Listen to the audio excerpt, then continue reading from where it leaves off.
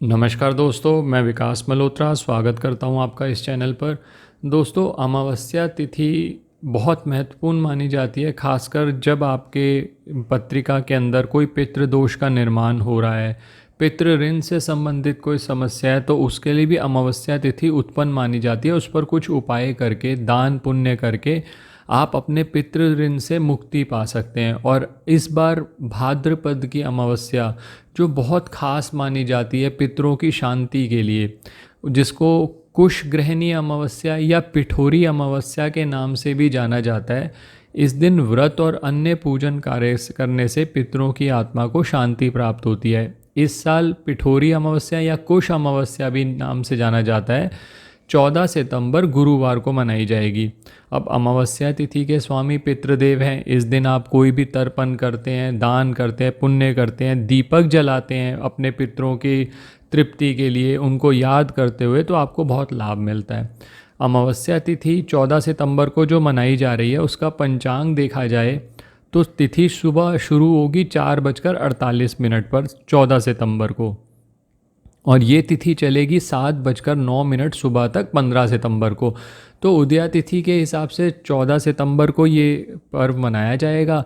और पहले ये समझ लीजिए कि इसे कुश ग्रहणी अमावस्या क्यों कहते हैं, क्योंकि इस दिन वर्ष भर पूजा अनुष्ठान या श्राद्ध कराने के लिए नदी, मैदाने आदि जगहों से ना कुशा नामक घास, आपने घास देखी होगी, कुशा जो घास है, जो आसन बनाने में भी प्रयोग की जाती है, जिस पे बैठकर ध्यान इत्यादि किया जाता है, वहाँ से घास निकालकर घर में लाई जाती है। और कहा जाता है कि अगर एक दिन इस दिन आप घास एकत्रित कर लें और आप इवन चाहे अपने घर पर भी रख लें, तो वर्ष भर पुण्य की प्राप्ति होती है। और आप जानते ही होंगे कि बिना कुशा घास के कोई भी धार्मिक पूजा निष्फल मानी जाती है।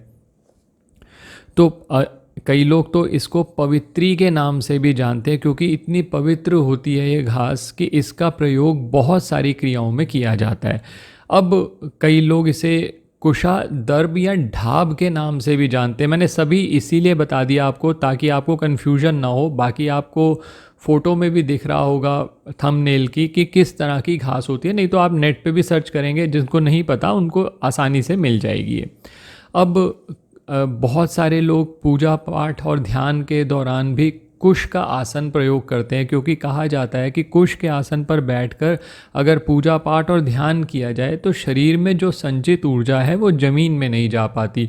बहुत सारे लोग तो कुश की अंगूठी भी पहनते हैं रिंग फिंगर में, क्योंकि ये सूर्य का स्थान मानी जाती है। किसी वीडियो में डिटेल में आपसे बात करूँगा इस विषय पर। फिलहाल अब इस अमावस्या पर आप उपाय क्या कर सकते हैं, 2-3 छोटी छोटी चीज़ें लेकर आया हूँ। 101% आपको इनका लाभ रहेगा, आप ज़रूर करें। बहुत सिंपल उपाय हैं ये। उपाय शाम के समय करेंगे तो सबसे ज़्यादा अच्छा रहेगा।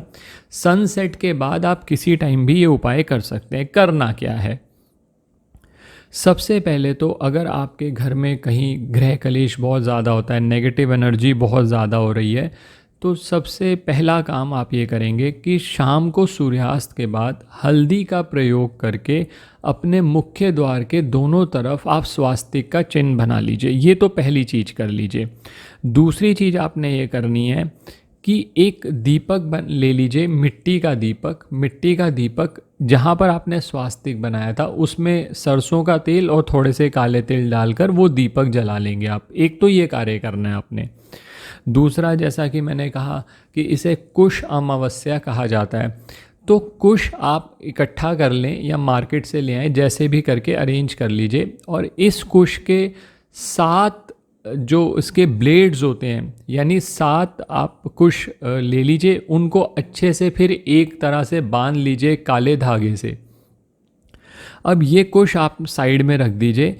एक आटे का दीपक बनाना है, चौमुखी। ये आटे का जो दीपक है, नॉर्मल गेहूं के आटे का दीपक बनेगा। इसके अंदर भी आप सरसों का तेल डालिए और इसके अंदर आप डालिए काले तिल।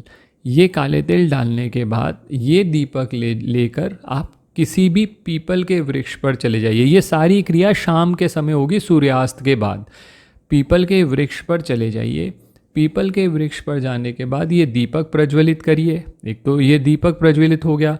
आप चाहें तो इसमें 4 बाती भी लगा सकते हैं। 4 बाती आप लगा लीजिए और इस दीपक को प्रज्वलित कर दीजिए। और जो कुश की घास आप लेके गए थे, 7 जो ब्लेड्स आपने इकट्ठा करके उसका गट्ठा सा बनाया था, वो आप पीपल वृक्ष के नीचे रख दीजिए और प्रार्थना करिए कि पिछले 7 जन्म में भी अगर कोई आपसे पितरों के लिए कोई अपराध हो गया हो तो उसके लिए आपको क्षमा किया जाए। और ये कहते हुए घास भी आपने पीपल के जड़ के पास रख दी और ये जो दीपक आपने बनाया था आटे का, ये भी आपने वहाँ प्रज्वलित कर दिया। हाथ जोड़कर पितरों से क्षमा मांगते हुए, पितरों को मोक्ष का आप अपने मन में कामना रखते हुए आप ये क्रिया करते हुए वापस आ जाएं। इसमें एक चीज़ आप और कर सकते हैं, अगर सुबह संभव हो, वैसे तो कहा जाता है कि अमावस्या तिथि पर गंगा जल में स्नान करना, गंगा में स्नान करना बहुत अच्छा रहता है, लेकिन अगर वो संभव नहीं है तो अपने नहाने के पानी में आप थोड़ा सा गंगा जल मिक्स करके नहा लीजिए, आपको इसका बहुत लाभ मिलेगा। इसमें एक चीज़ और बहुत इम्पॉर्टेंट मानी जाती है, पिठोरी अमावस्या में जो स्त्रियां अपने बच्चों के लिए या तो उनकी कामना के लिए कोई कार्य करना चाहती हैं, व्रत इत्यादि करना चाहती हैं, इसे पिठोरी इसीलिए कहा जाता है। पीठ का अर्थ होता है आटा, और इस व्रत के अंदर आटे से माँ दुर्गा की प्रतिमा बनाई जाती है।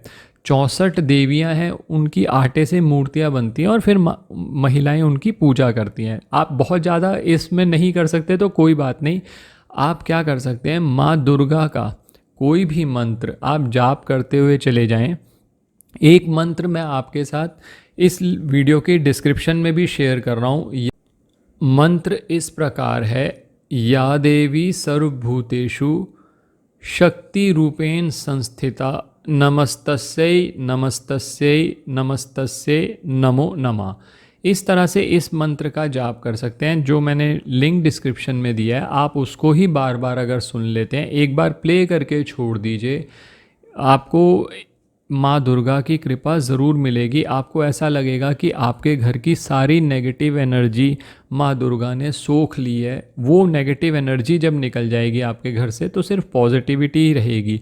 तो वो मंत्र ज़रूर सुनिएगा, लिंक डिस्क्रिप्शन में दे दिया है, और ये उपाय ज़रूर करेगा। आखिर में कोई भी अपनी सामर्थ्य के अनुसार अमावस्या तिथि पे दान ज़रूर करना चाहिए पितरों के निमित्त। चाहे आप आटे की थैली एक ले आएँ, कुछ चावल ले आएँ, जो अपनी सामर्थ्य के अनुसार जो भी आपको मन करे कुछ खिला दें आप गरीब व्यक्ति को। इस तरह से आपको अपनी तरफ से जो भी कंट्रीब्यूशन कर सकें वो ज़रूर करिए, आपको अमावस्या तिथि का पूरा लाभ मिलेगा।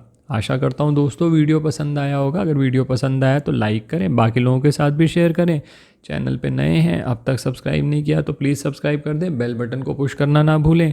किसी भी तरह के ज्योतिषीय परामर्श के लिए हमारी वेबसाइट्स पर विजिट करके अपॉइंटमेंट बुक कर सकते हैं, जिनका लिंक डिस्क्रिप्शन बॉक्स में दिया हुआ है। धन्यवाद दोस्तों।